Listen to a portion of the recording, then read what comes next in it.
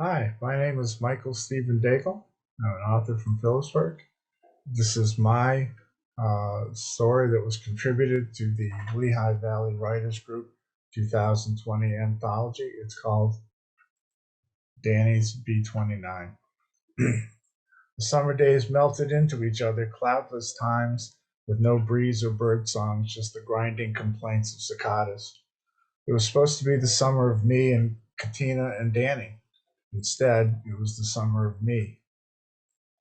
My mother sat on those hot nights with her cotton work dress pulled up over her knees, sipping iced tea in front of the big fan, and would say with a dream in her voice, James, wouldn't a swimming pool be nice? So would $1,000,000. I knew that when she called me James, something was up. I dragged myself home after finishing the paper route. Shopping flyer Thursday and 100 oversized newspapers had taken twice as long to deliver. And there it was, the something. In the backyard, there was a rectangular hole about 10 feet long, maybe 6 feet wide, and 7 or 8 feet deep. Nearby was a stack of cinder blocks, bags of cement, cans of blue paint, and taped to the blocks was a magazine article entitled How to Build Your Own Backyard Swimming Pool with illustrations. I wonder what the landlord would say. This project had Danny's name written all over it. He had a way about these things, like when in the spring we found a bunch of lumber that someone dumped at the gravel pit, and he said, Let's build a shelter. And I said, What? And he said, We can do it. And we did. And for that moment, it was ours. We, we signed the back of the shelter. I put my name on it, but he signed it Danny and drew a little sketch of a B-29 bomber. When I made those model airplanes as a kid, that was his favorite.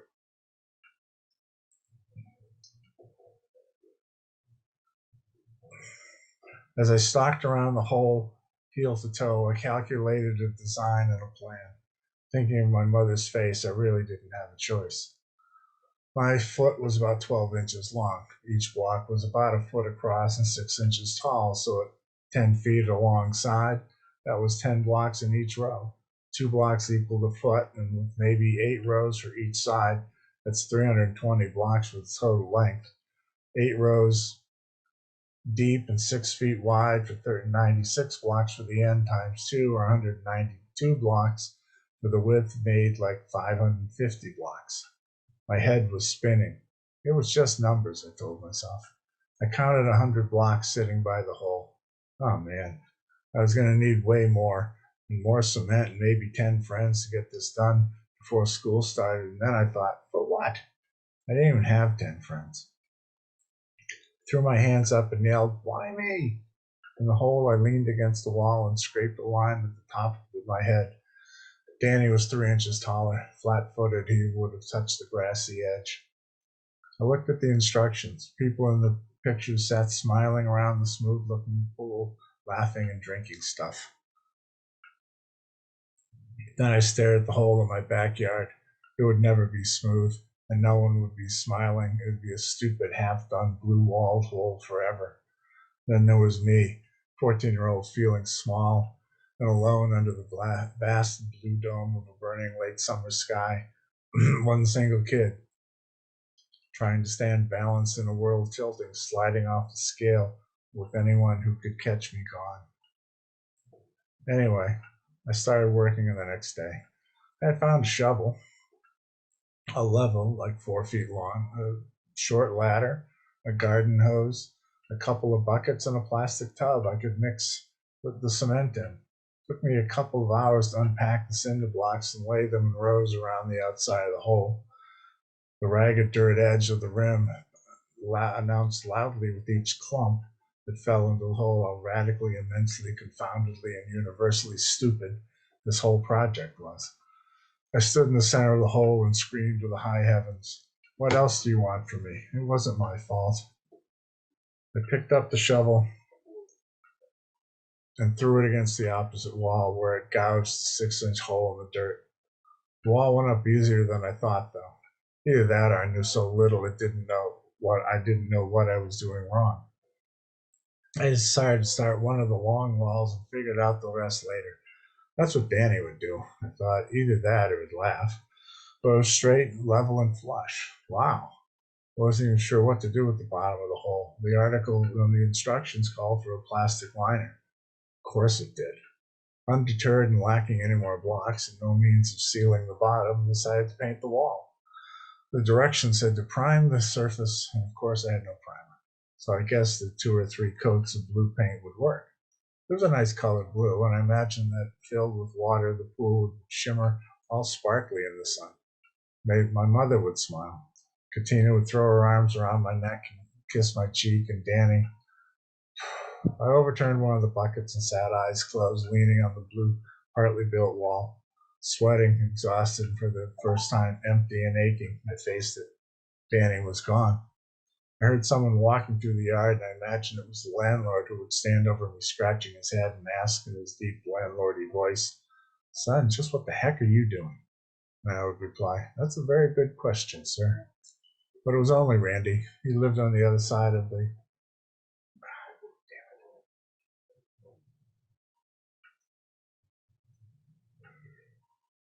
Oh, man.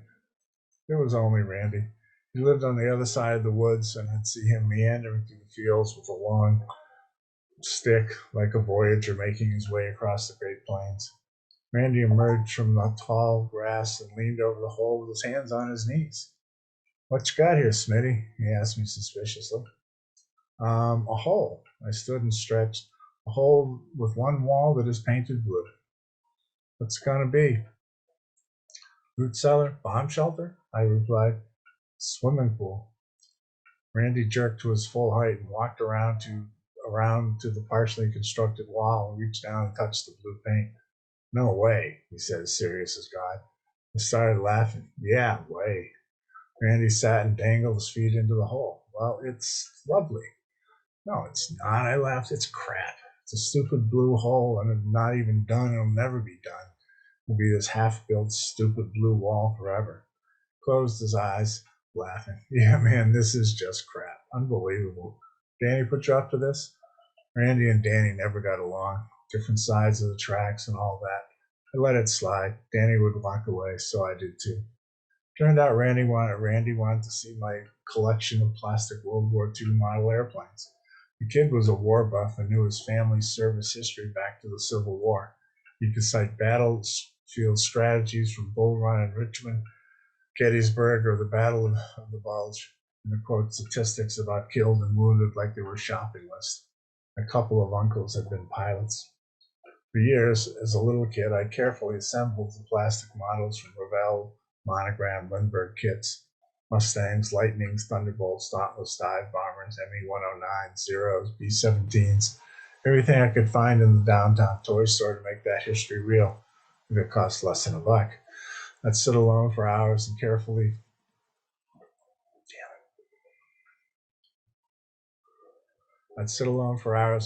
snap the parts off the electric frames, matching them with the printed instructions, usually so small I needed a magnifying glass to read them. I was always searching for a small but tiny part like a gun mount attached to a wing.